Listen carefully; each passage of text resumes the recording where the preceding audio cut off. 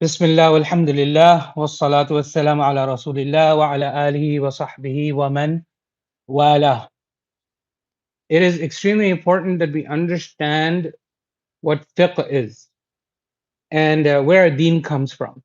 So I'm using this as an opportunity to also talk about the Islamic science aspect of our deen and how do we derive our deen.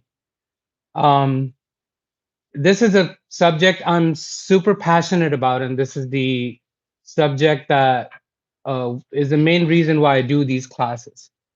Unfortunately, we in our ummah, not in this masjid, but in general in our ummah, we have a lot of sectarian divides, right? This guy is this. We love labels. We love to label people. This guy is this guy is this, his aqidah is that, my aqidah is better. This guy, he's praying incorrectly, or he's doing this incorrectly, and I'm not going to pray behind him, and causes a lot of fitna. And it is all because of ignorance. It's all because of ignorance. So one of the main reasons why I'm having this class is because I want to make sure we're all educated and we foster respect for each other and where we all come from. So inshallah, today we're going to touch on some of these elements. Obviously, this is a very large topic, and we're just going to do a flyby on this topic, inshallah ta'ala. Okay, so before we talk about fiqh, let's understand Sharia. You understand Sharia? What is Sharia? What does it mean?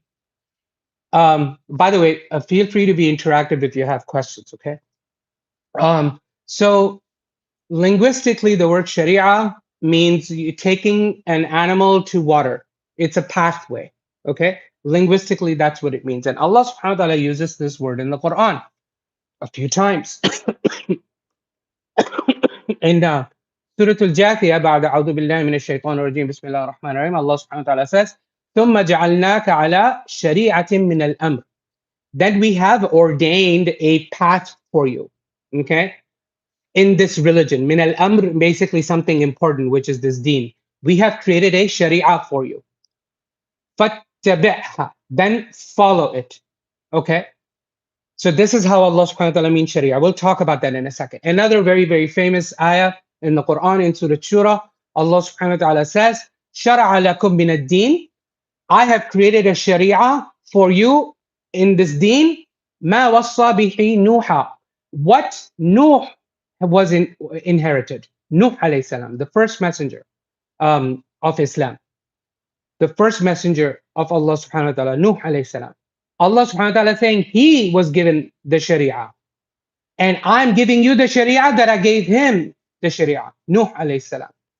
وَالَّذِي أَوْحَيْنَا إِلَيْكَ, and the one who inspired you, revealed to you, وَمَا وَصَّيْنَا بِهِ إِبْرَاهِيم, and what was revealed upon Ibrahim, وَمُوسَى وَعِيسَى, and أَقِيمُ الدِّينِ, that you establish this deen, وَلَا تَتَفَرَّقُوا فِيهِ, and you don't divide in it.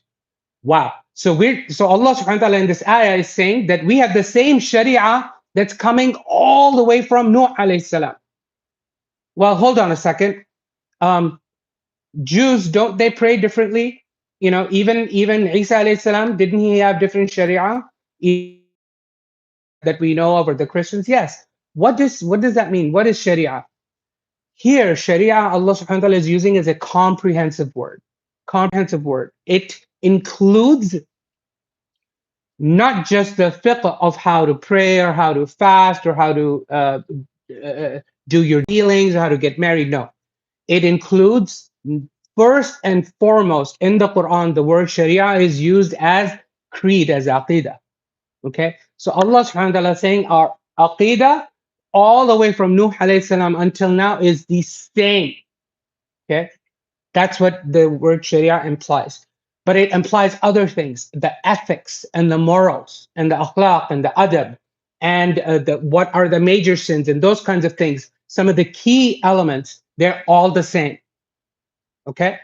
And it also includes for example, did Nuh alayhi salam do salah? Yeah. Did he do fasting? Yes. So everybody did all those main key things. Did he give charity? Yes. So everybody is taught those things, but the how and the details are a little bit different.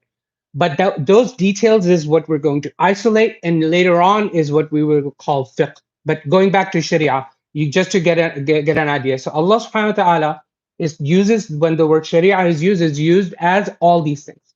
Okay, it's all of it. It's creed, it's ethics, it's laws of worship, laws of dealing with people, and it includes the full deen and excellence and everything, and how to improve our character, etc. Okay, so the technical meaning of Sharia means, when the scholars use the word Sharia, they mean the full body of revealed laws, full body, full, complete, including the aqidah, including everything. Okay, what is fiqh? Fiqh, the word fiqh means having an understanding of what the intention is, the true intention, the true understanding of something, just linguistically speaking. Okay, that's not its technical meaning. So the super famous hadith of Rasulullah sallallahu alaihi wasallam, whenever somebody talks about fiqh, they always start with this hadith. They say, Rasulullah sallallahu alaihi wasallam said, "Man yuridillahu bihi khayran yuwaffiquhu fi din, yufaqihu fi din." Astaghfirullah. Can't speak today. Whenever Allah intends good for someone, whenever Allah subhanahu wa ta'ala intends or wills good upon someone, He gives him the fiqh of the deen.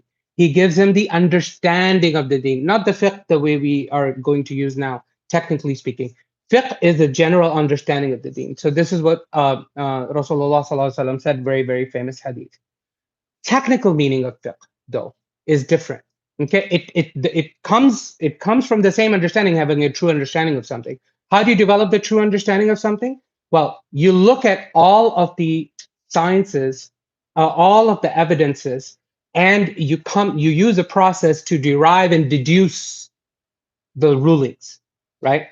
And that is called fiqh. Okay, this is a huge science. There's a huge science called usul al-fiqh, the principles, the frameworks, the foundation of fiqh. We're going to touch upon it just slightly. But why am I talking about this? I just want us to know that this is no joke. It is not for the do-it-yourselfers, okay? Which all of us do. And we need to stop. And then we'll understand today why we need to stop, okay, inshallah. So, okay, I told you about Sharia. I told you about fiqh. What's the difference between the two? Can anybody guess? They sound almost the same. What's the difference? No. Even broader, or yeah, sure, okay, yeah. So that's a good thing. So Sharia is broader, fiqh is more tighter. It excludes aqidah, the technical usage of it now. It includes adab, excludes adab. It excludes the wisdoms. It excludes the wisdoms behind the laws. It's just the laws. It's not why you pray, it's how you pray, right? Okay, but there's more to it than that.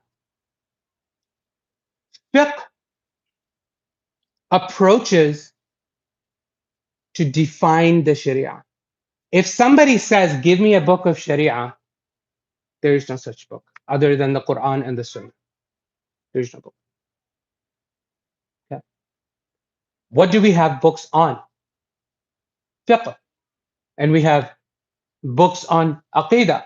And we have books on akhlaq and adab and all of this stuff. Those are derived from the evidence. So if you look at all these books, all they're trying to do is attempt to understand the Sharia and define it and codify it as a book, as laws, as rulings. Okay, they don't exist anywhere else. They don't, right? Yeah. Can you break the Quran down into bullet points? No, you can't.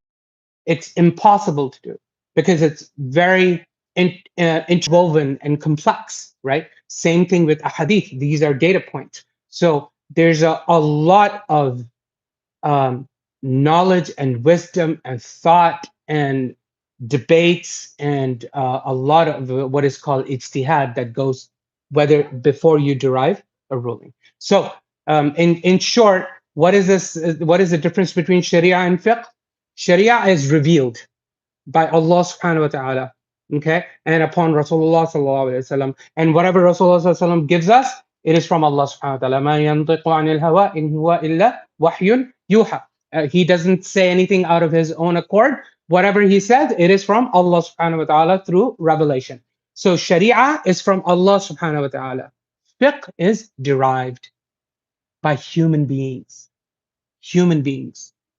Understood?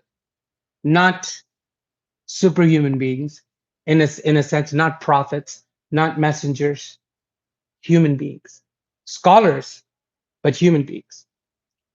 Sharia, you can't change it; it's unchangeable because it is conceptual. You can't change it, right? It has principle based.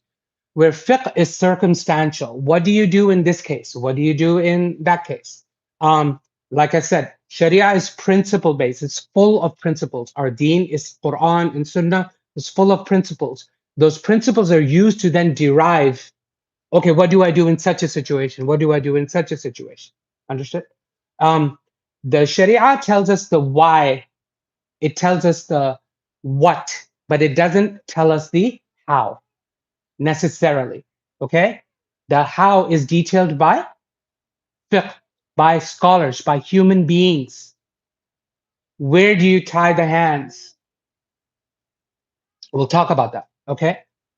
So Sharia is what Allah subhanahu wa ta'ala intends for us. And fiqh is what we understand the intention, how we understand the intention. It's a human effort. Okay? And like we said, Sharia includes creed, ethic, laws, creator, laws for the creator, which is laws of worship, and laws for the creation, which is how you deal, how do you get married, how do you deal with people, how do you buy and sell things, how do you transact, those kinds of things, how do you have allegiances and alliances, how you do contracts, etc. Where the and so that is fair. Okay, so how do we take the Quran and the Sunnah of Rasulullah sallallahu alaihi wasallam and derive these rulings? Are these the only two sources? They're not. Okay, they are, but they're not. Okay, we'll talk about it. So now this might be a brand new concept for some of you. Okay, so pay attention. Wow, we don't have time. We're not gonna need 2 sessions, inshallah. Okay, so no problem. Sources of fiqh. Okay, sources of Islamic law. Primary, of course, you can guess. What is it? Quran, and it is Sunnah. Ooh, but the detail is where things vary. Quran is Quran. Everybody agrees. Alhamdulillahi Rabbil Alameen. Great. However, Quran has ayat that are clear according to the Quran. Surah Al Imran, ayah 7. Okay. According to the Quran, there are ayat that are clear and ayat that are not clear. What are not clear? What is it going to require? Who's reading the Quran? Human beings. How are you going to you're going to have a human understanding of a divine message?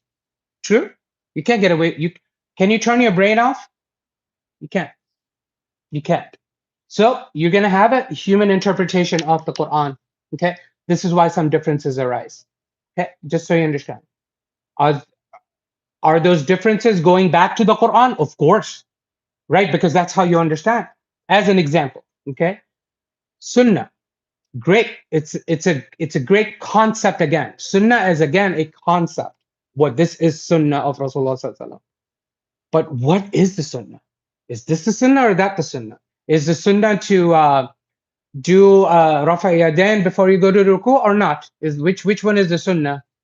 Are both the Sunnah? Right? Raise your hands before you do the ruku or not? Do you pray? Do you say dua al-qunut before the ruku or after the ruku. Which one is the sunnah? So sunnah is a concept. What we have really is what? We have a hadith.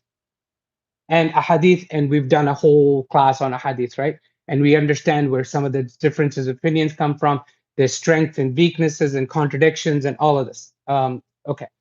We're not going to make this a hadith class, but I'm just telling you. So the two sources of what you think are, oh, this is ideal, that's all we need. Well, they require interpretation.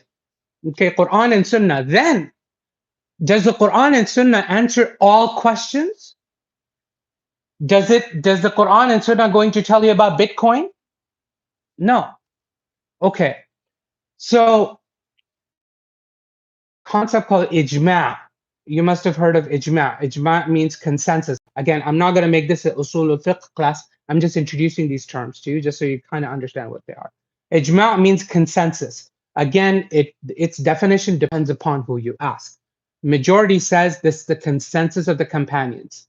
Sahaba karam, whatever they agreed upon is what they consider ijma'. It's a highly controversial, I mean a disagreed upon concept, highly. Ijma', consensus. That, however, if you actually have true consensus, that is binding. That is, law is derived from it. There's a very famous scholar of ancient times, Ibn Mundhir. He actually compiled a list of all of the ijma', the known ijma'. He documented it in a book. It's actually translated in English. Actually, you can find it on Amazon. It's called Al-Ijma' by Ibn al-Mundhir. Okay, so those who are curious, go there. By the way, actually, let me just show you. Okay, let me just show you what that looks like. It's a very simple book. Ijma'. If I can type today, right here, very simple. So he says, وَأَجْمَعُوا عَلَى أَنَّ الضَّحَكَ يَفْسِدُ الصَّلَاةِ. He said that there's ijma', there's consensus. He doesn't define which consensus. He just says there's consensus that laughing invalidates the salah. Okay, ijma'. Just to kind of give you an idea. You know, for example, yeah. وأجمعوا على أن المأموم إذا سهى إمامه أن يسجد معه. That it is an ijma' that when the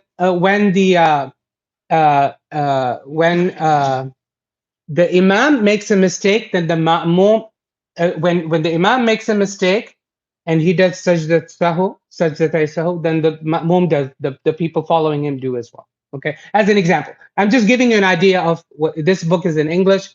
Phenomenal book. It's good to have for students of knowledge. Okay. So how many sources thus far? Quran, Sunnah. Again, definition of Sunnah varies. You know, it varies, has varying mileage. We'll talk about that. Qiyas, analogy.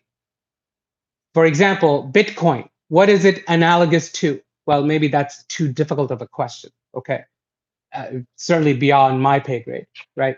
So let's talk about, for example, marijuana. Is it haram or halal? What are you gonna do? What are you gonna say? Yeah. So if alcohol is haram, then by analogy, marijuana should also be haram. Okay. It's more complex than that, but that's a typical example that's typically given. So that thing is called doing what? Qiyas. Qiyas means contextualizing and using analogies. Okay. Four sources of fiqh. Okay. The first two, there's zero disagreement on. Quran and Sunnah are your sources. The second, there's general agreement that you will use ijma' and qiyas. What do I say general disagreement? Meaning not all schools will value or prioritize ijma' and qiyas as much as others might. And others might prioritize other things over before they bring ijma'. You follow? It's not as clear cut as we think it is. This stuff is super complex, okay? Super complex. To understand even, not just to even use, okay? And this is not for the faint of heart. Sources of law that there's disagreement upon.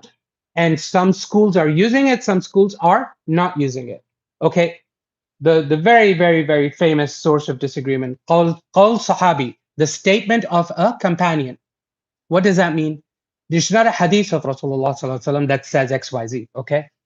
It is a sahabi saying, or sahabi doing something.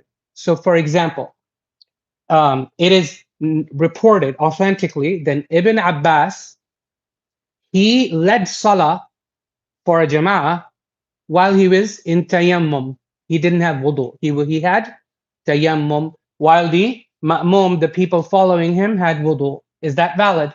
Ibn Abbas led salah. You know, the armchair scholars of today, they're going to go, oh, Habibi, I have this hadith, it's evidence, Ibn Abbas did this. This is sunnah. That's what they're going to say, right? Is it as easy to make that statement from that one data point? It's not. It's not. So is that a really authentic evidence? Did Ibn Abbas get it wrong? Possibly, right? So I'm not saying one way or another. I'm just putting ideas in your head. Okay. Do not throw hadith at people and say this is sunnah, this is not sunnah. It is very complex. Okay. So what I want us to do after another source of law is istihsan. Istihsan. It means juristic preference. Abu Hanifa, for example, used this a lot. He's like, okay, I have the Quran and the Sunnah, great. I have ijma', and he had his own definition of ijma'. And we're not going to talk about details, and I'm not going to make this a biography class either, because that's a whole different subject. It's not a history. This is not a history class. Okay, so Abu Hanifa, he used istihsan. He's very famous for saying, rahimahullah, that if his peers or his teachers could do ijtihad, then he can do ijtihad. So if he can pick an opinion, because there might be 3-4 ways to understand something, it's like, which one is the right one, right? He's going to pick this one. This is called istihsan. That's the juristic preference. Does that make sense? It's not as simple as that. I'm just giving you ideas, okay? Then it's urf. Urf is the custom of the people. It's extremely important. According to some schools, this is extremely important. What is that? What does that mean? Or custom of the people? Well, you can't impose the fiqh of the Amazon jungle to a metropolis. You can't. You cannot. Right? They're not going to have the same resources, one versus the other. They're not. They're not going to have the same. Let's say even, for example, the clothes that the companions of Rasulullah sallallahu alaihi wasallam were allowed to pray in, or the lack thereof, it would not be recommended right now. No mufti, no scholar would say, no, it is allowed to pray that way because the Sahaba Karam did it. It may be allowed. They would not make that a public statement, right? For example, they had one piece of cloth that they either covered their top with or their bottom with. That's how poor they were. Are you going to come to a masjid that way today? It's sunnah. Rasulullah allowed it. Back then, right now. Sah, right? You understand? You can't take data points like that. Just think about what people do today. It's crazy to me. And how they take just these data points and then throw it on people's faces and make them look like idiots just because they know and the other person doesn't know. Like, oh, this person must be right because he's quoting an evidence to me. Well, there's a lot more to it than that. Are you guys following me? Are you feeling me? Okay. Alhamdulillah. Then there is Hila. I'm going to skip this one. Maslaha mursala, very, very important. Public benefit, okay? Consideration of public welfare, very important. Remember I told you fiqh is circumstantial? There's no fiqh that applies everywhere. It doesn't work that way, okay? There's public benefit. How do you do salah on a plane? Before there was no plane. How do you pray on a plane? Is qiyam now mandatory? It is. Normal circumstances it is, but what situation are you in, right? Those kinds of things. Anyway, public welfare, okay? Istishab, we're not going to talk about it. Sadd al-dhara'i, this is important. Blocking the means for harmful things. So, Mufti today, and even back then, they would issue a ruling that has no clear evidence of it going against Sunnah, but they will block it. Why? Because they said it is sadd al-dhara'i. It is blocking the means for haram. Okay? Meaning, it is going to easily lead to something bad or harmful to the people. Okay? So they're going to make that haram, even though there's no statement in the Quran or the Sunnah that calls that haram. They're going to call it haram because it's sadd al-dhara'i. They're blocking the means. Okay? Again, all of these are disagreed upon, and the different priorities are different. Okay? Shar' man qablana, who the Sharia of the people before us, meaning Jews and Christians. That's also used as a source of law. So how many sources of law there's agreement upon? Quran and Sunnah, but exact definition, no agreement upon. Okay. What is there's general agreement upon? Consensus, ijma' and qiyas, analogy, right? Then there's general disagreement upon is qawl sahabi. What did the Sahabi say? Istihsan, which is the juristic preference, urf, the use of culture and region and area and your situation, maslaha mursa, public welfare, blocking the means of using Christian, Jewish Torah and the Bible. Okay, clear? A little bit muddy, I know. I'm not expecting you to memorize. By the way, I'm happy to share the link to all these notes to you, inshallah. Okay, so don't worry about taking notes. I'll share this with you, inshallah. Okay, ijtihad. You've heard about this word a lot, ijtihad. What does it mean? What does jihad mean? To struggle, right? Jihad means to struggle. Ijtihad means to struggle to achieve a goal. Understand? So the word ijtihad means to struggle to achieve an objective.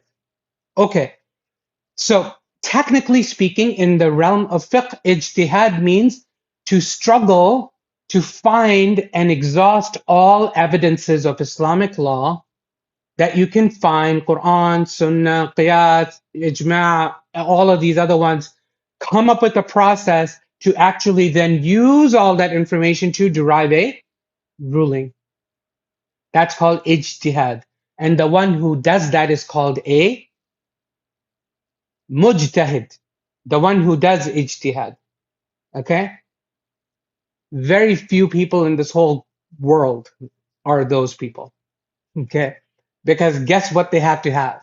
Knowledge of not just hifz of the Quran, depth understanding of the Quran, how every single ayah and every single word is understood, and the different interpretations, the different opinions, just the Quran. Then the Sunnah, all of the body of the Sunnah, what is, reliable, not reliable, all the chains, who said it, who's more priority over the other, and what is the health, and that's just the Sunnah. Okay, and then they have to have a good definition of what they mean by the Sunnah too, because it's not just all a hadith, period. No, it doesn't work that way. Then they have to know all of these other things that I talked about, the ijma'. It's like they're not just going to read Ibn Munzir's book, oh, it's an ijma', oh, okay, it's ijma'. No, the mujtahids are not allowed, the scholars say it's haram upon them to use another mujtahid's opinion, because they themselves are mujtahid. So they can't rely on another person's opinion. They have to derive it on their own. Clear? Very important. They can't, Abu Hanifah, for example, Imam Malik can say, oh, Abu Hanifa said this time, I agree with it. No, it doesn't work that way. He has to come with his own conclusion. Okay. So now you understand the mujtahid. There's very, very few. Okay. There's other things that are talked about. They're called mujtahid mutlaq, you know, like a all-encompassing mujtahid and all of that. Anyways, so can mujtahids make mistakes? Yes. They're human beings. They're not prophets, right? They're not prophets. Okay. So a very famous hadith of Rasulullah sallallahu alaihi wasallam in Hadith Muslim: إذا حكم الحاكم فاجتهد ثم أصاب فله أجران. Okay. If a mujtahid, if the one who is doing an ijtihad, this, so Rasulullah here, he's using general terms. Okay. If somebody is struggling to reach a conclusion, a ruling, right? And they are correct, they get two rewards. You've heard this hadith, right? وَإِذَا حَكَمَ فَاجْتَهَدَ ثُمَّ أَخْطَأَ فَلَهُ أَجْرٌ. But if he tries, but he makes a mistake, meaning he reaches a wrong conclusion, he still gets one reward. What is the key? The key is you try. You try, not just try, you try your best. Okay. This is not for us, this is for mujtahids. Okay. So who is a mujtahid? Someone who has good sound methodology to derive Islamic law for all of the sources of law. Can anyone do ijtihad? Like I said, yes, but should they? Absolutely not. Nobody should do that, right? Nobody in this room, including myself, yours truly. Nobody should. Okay. So have you heard of the term manhaj? Manhaj? Have you heard it? Minhaj or manhaj? Manhaj? Means methodology. That's all fancy word in Arabic, means methodology. So a mujtahid, is he just willy-nilly coming with conclusions in doing ijtihad? No. He has a scientific process. Believe me, Islam is super scientific, super duper mathematical and scientific. Okay.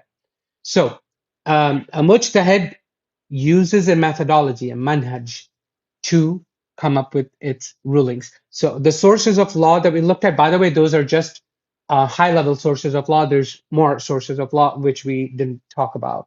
So Mujtahid has a priority of the sources of law. He's going to define what each source means to him.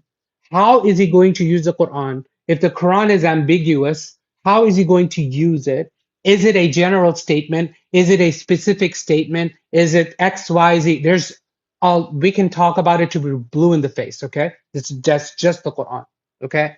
And the Sunnah. Then he's going to define what Sunnah is. So he's going to define each of the things. He's going to define what ijma' means to him. What does consensus mean? Is it only the consensus of the companions? Is it all companions, or is it just the top companions? Is it including the tabi'in? Why is it not including the tabi'in? Or should it include the tabi'in? Should it include the tabi'in? All of that, right? You understand? Or does it include like ijma? Is it valid now? If all of the scholars of the world today agree on something, is that ijma? Depends on your definition, right? So that's ijma. You understand? It's very complex,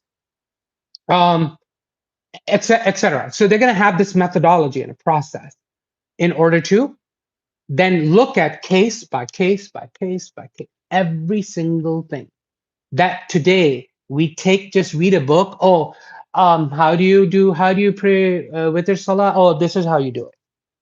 You know, those 5 lines that you got. Imagine the work that went in to get those 5 lines. It is unfathomable. Okay. All right. So what is a madhhab? Madhhab, by the way, the word comes from dhahaba. Dhahaba means to go. So madhhab means a place where you go. Okay, this is my path. This is where I go. So technically speaking, yeah. Yeah. No, not source. Asl. Asl is source. Madhhab. I know.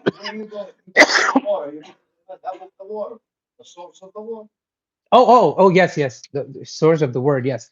The word madhab means a place where you go. Your essentially the end conclusion. Okay. So the technical meaning is what?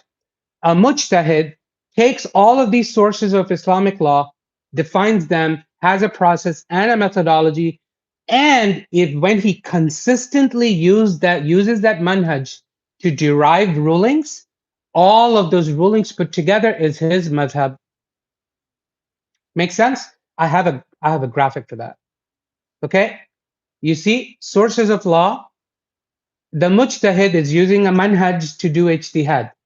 I know it's a lot of Arabic words, but I'm using that on purpose. Are you guys with me, or is it going over everybody's head?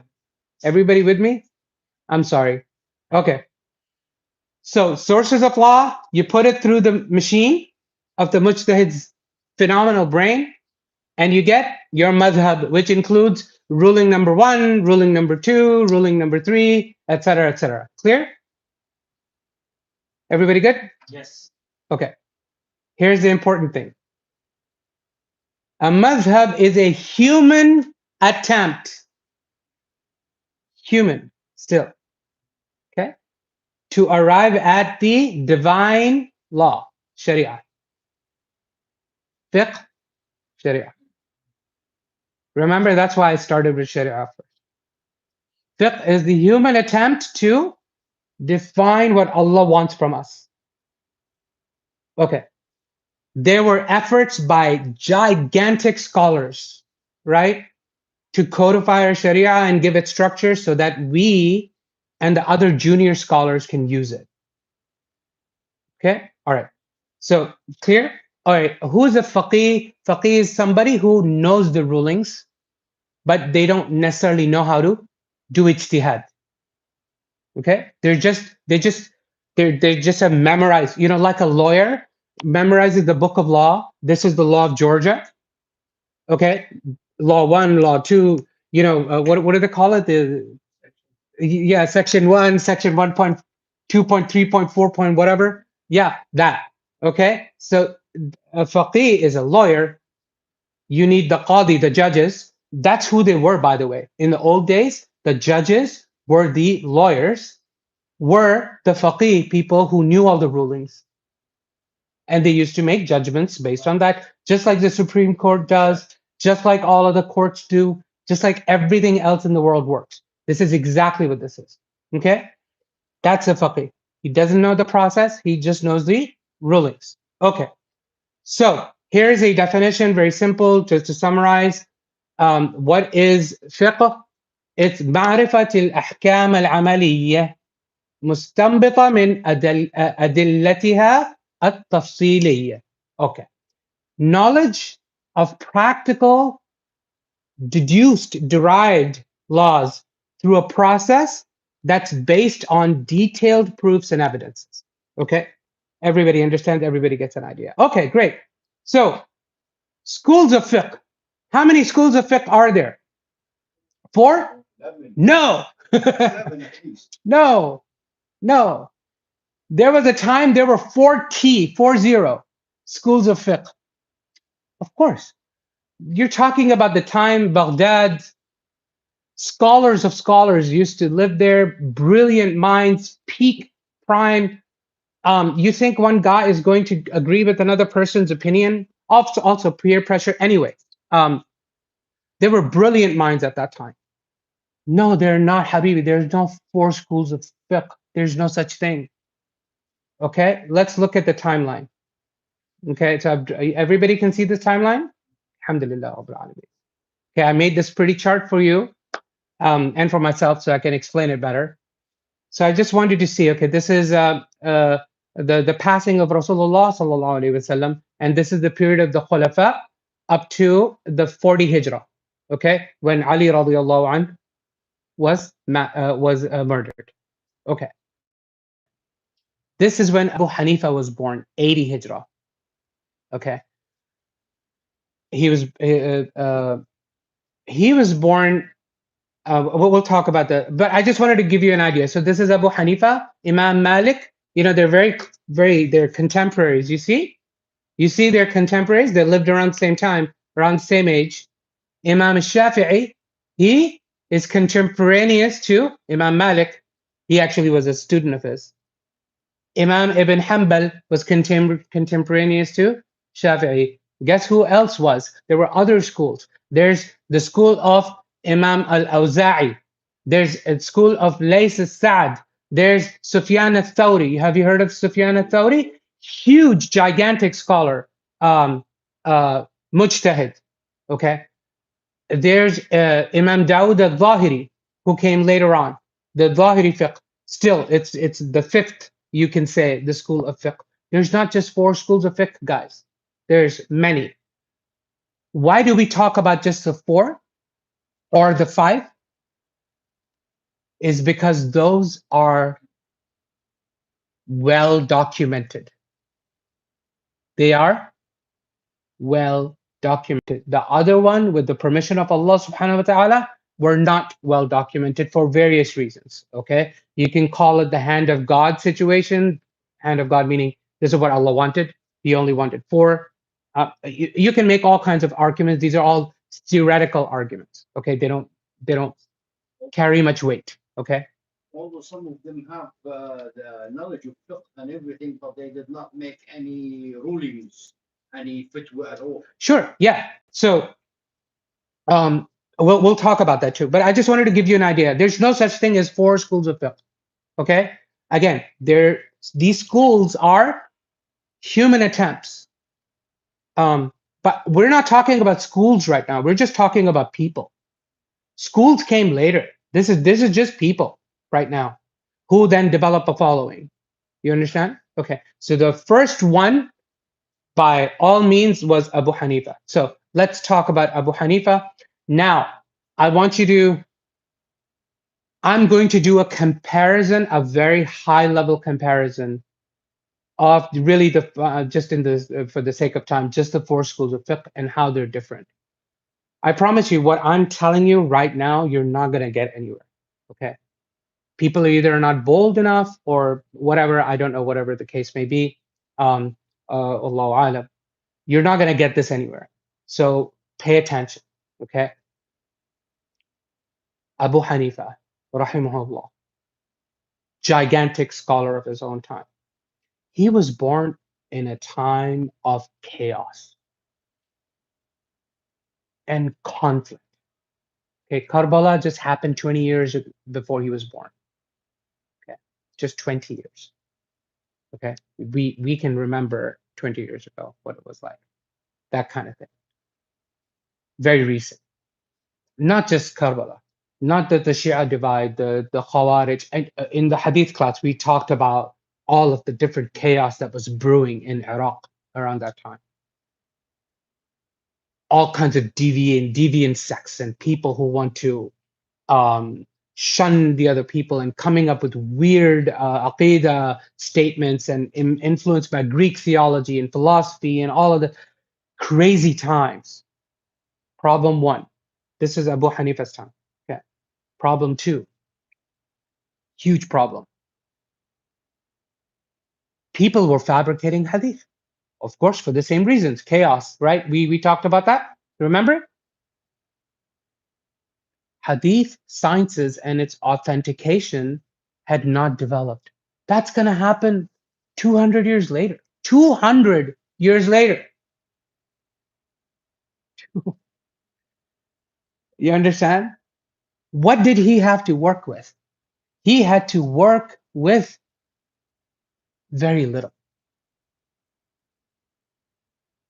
He was a mujtahid, so he wanted to preserve the deen and help his people, right? He's well renowned. So his stance was, okay, Quran is the Quran, alhamdulillah. Sunnah, he's going to limit the definition of hadith significantly. Not these big volumes. Not Riyadh al-Salihin, not Bukhari, Muslim. They didn't exist. Bukhari, Muslim didn't exist. Nothing exists. There's no book, 0 books of hadith. Zero. he had very little to work with. And then he's like, there's a problem. People are fabricating hadith and there's all of this crazy stuff happening. I can't use this stuff because that may not be true. It's most definitely probably not true because there's chaos. So he limited his hadith. So what did he do instead? He said, I'm going to use the principles from what I know to be authentic sunnah. And his definition of authentic sunnah was a highly corroborated mutawatir type of hadith, if you remember, from hadith class. This is why that class was important for this class. Okay, so and he's going to use his authoritative teachers that he knows are trustworthy. He studied under Hamad rahimahullah. Eventual the influence was Ibn Mas'ud. Ibn Mas'ud, the Sahabi, was the main influence of Abu Hanifa. And what he did was he derived his fiqh from the fiqh of Ibn Mas'ud and the limited amount of sunnah that he could say, yes, this is green. The rest is all red. I can't use. Okay. At his time. Okay. Not that he wasn't aware of all of the hadith. You know, some people say that, oh, Abu Hanifa, he just didn't know that hadith. That may or may not be true, but actually probably not true. Everything was there. It was just not documented and verified and validated. Clear? So he used principle-based, hypotheses-based fiqh. Okay? He said, let's say there's an issue and he's going to go, Quran doesn't say anything about that, and I don't have authentic sunnah about this. What do? I need principles. So he wrote principles. Or some say he wrote the hypotheses, and then there's debate. It was too long ago. It was 80 Hijrah is when he was born. So at the end of the day, he said, if such and such and such happens, then this principle applies, and this is what we should do.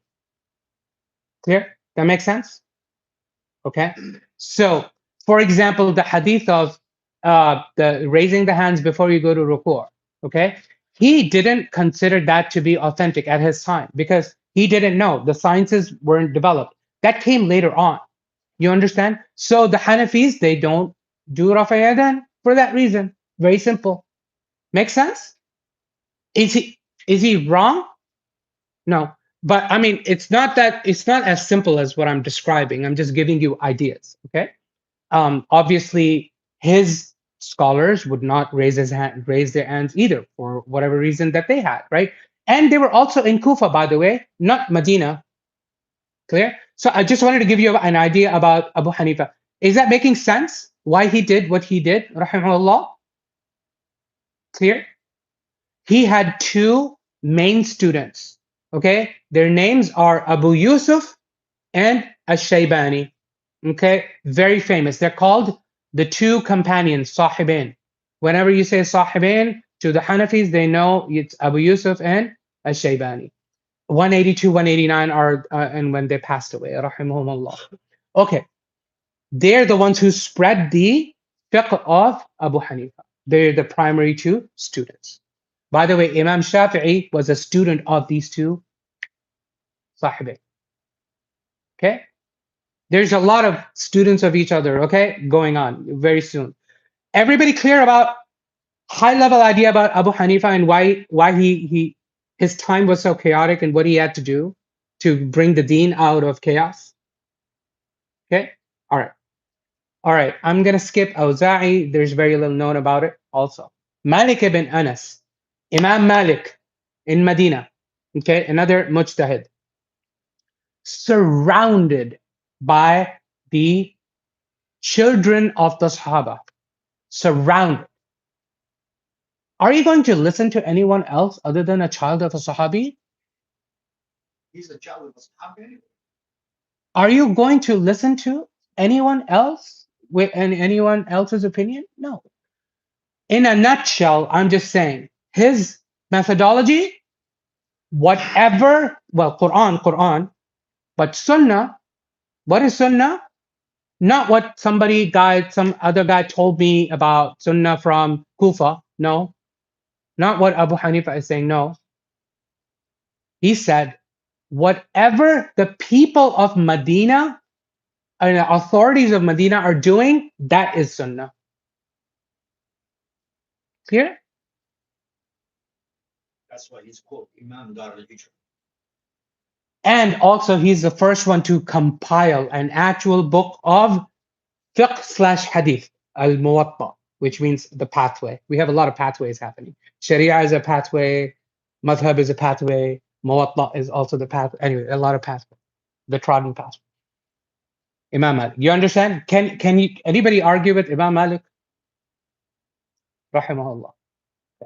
Rahimahullah. Who was a student, who studied rigorously under Imam Malik? As a student, as a young student, young, bright student. Sure. Yeah.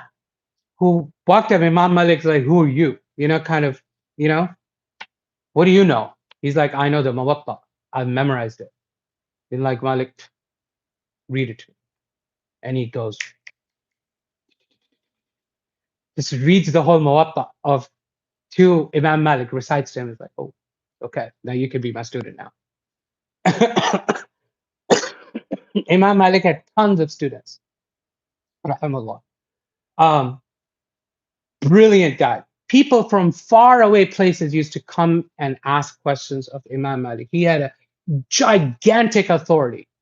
But look at the night and day. Look at Abu Hanifa's Ijtihād process, manhaj, and look at Imam Malik's manhaj. By the way, I'm barely telling you anything, okay? I'm just giving you an idea. All right. Come Imam Shāfiʿī. Who did he study under? Imam Malik. Then he studied with, I believe, Abu Yusuf or Shaybani or both. Then he actually went to Egypt and studied under Imam Layth, Al-Layth al-Sa'd in Egypt. He studied under him. He studied. He just went and studied. Comes Imam Shāfiʿī. So here's Abu Hanifa, who is deriving more opinions, okay? Because he doesn't want to use the according to him the weak sources. Imam Malik is like, no opinions. Whatever the people of Medina are doing, that's Sunnah. Imam Shāfiʿī says, you guys are missing out. Okay? There are authentic reports now.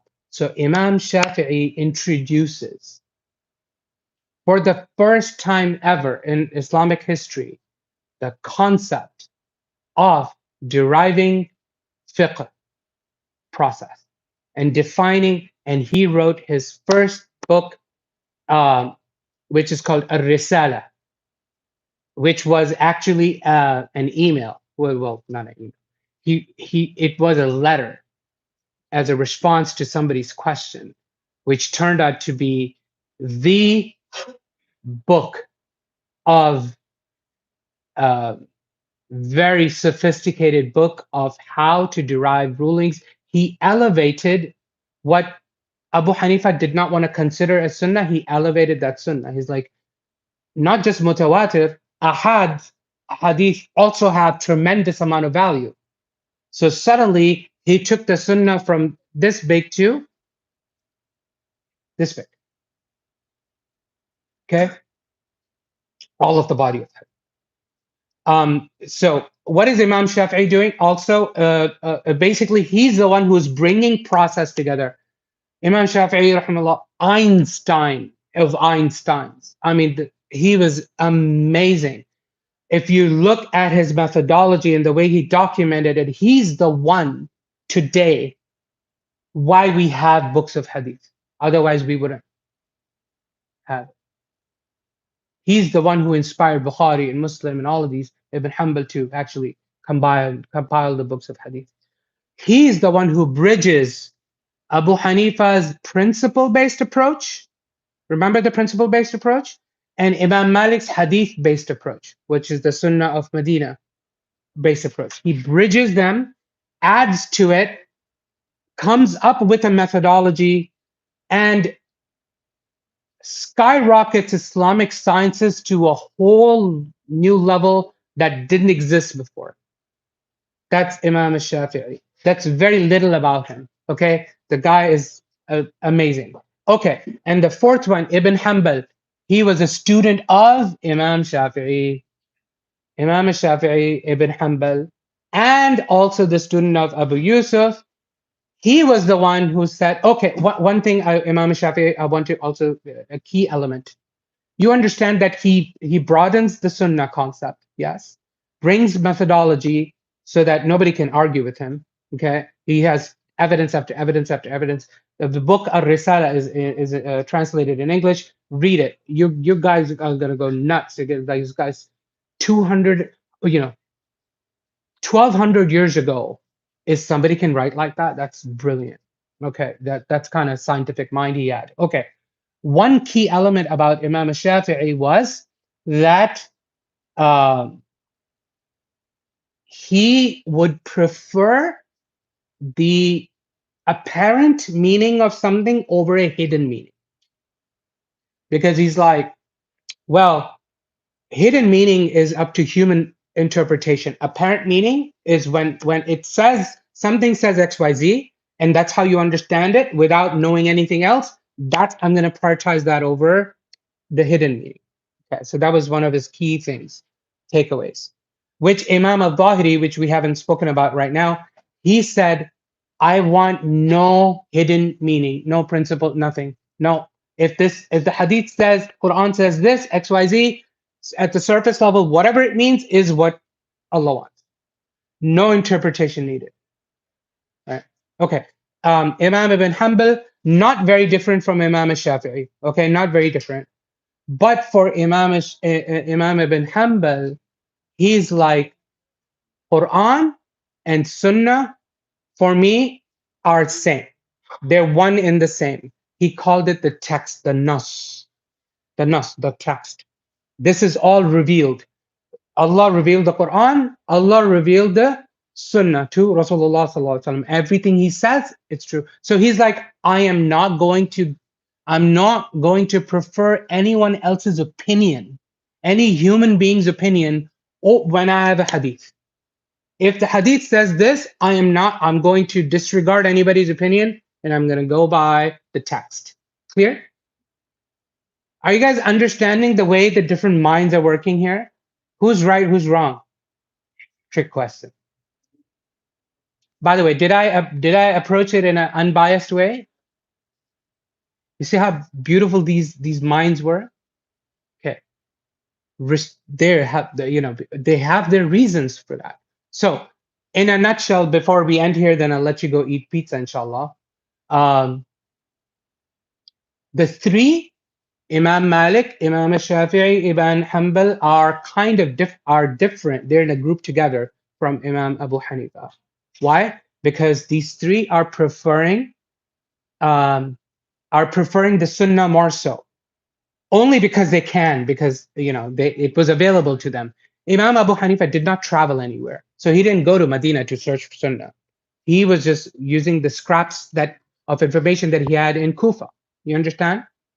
Imām Mālik had the privilege of living in Medina, so he was surrounded by the Sahaba and the children of the Sahaba, so he had access to all this information. So basically, the three schools, Imām Mālik, Imām Shāfiʿī, and Imām Ibn Ḥanbal, they're called Ahlul Hadith. They're called the people of Hadith. And Imām Abū Ḥanīfah's school has a separate name that the scholars categorize. Some can think of it as derogatory, some don't. I don't. It's called Ahlul Ra'i, the people of opinion, versus the people of Hadith. So those are the two main differences between the three and the one. Abu Hanifa versus the three. Okay? You will see that a lot of our fiqh, which is evidence-based, where are you going to go for the evidence? You're going to go to the Quran or the Hadith, right? What else do we have, right? Sunnah is conceptual, right? You're going to go to the Quran or the Hadith, right? So right now, today, in our mind, we don't think like that. We just think Quran and Hadith. Okay, show me a Hadith, show me a ayah, then I'm gonna believe you. So everybody nowadays is kind of becoming more and more Hadithi, Ahl Hadith. You know what I mean? Even though that's what they find credibility in. But anyways, I digress. Anyway, questions. I knew I threw a lot at you, but hopefully this was helpful. Alhamdulillah. Helpful? Any questions? Yeah, of course. Yeah, right now. Yeah. Inshallah. You want to look at the timeline again? Yeah, of course. Any questions? This is very easy to understand. This Yeah. way, right? And you can see the chain. Yeah. I'm gonna put that. Abdullah. There's a lot of Abdullah. There's a lot of. All right, Barakallahu feekum. Anything that I said that was incorrect was from Shaitan. Anything that I said that was correct are from Allah subhanahu wa ta'ala. And anything that I said wrong, Allah and His Messenger is free from it. Wa akhiru da'wana alhamdulillah rabbil alamin. Barakallah. Be careful. Oh, yeah.